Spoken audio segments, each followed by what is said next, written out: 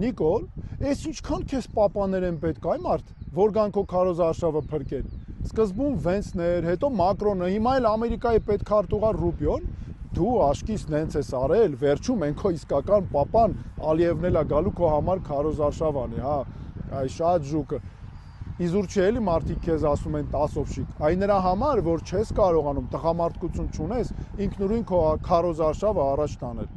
Իսկ հիմա ես դիմում եմ մեր ընտրողներին, մեր քաղաքացիներին, սիրելի ժողովուրդ, մենք պետք է որոշենք մեր երկրի ճակատագիրը, ոչ ոք չի կարող մեր փոխարեն որոշում կայացնել, ոչ Մակրոնը, ոչ Վենսը, ոչ Ռուբիոն իրավունք չունեն որոշել մեր երկրի ճակատագիրը։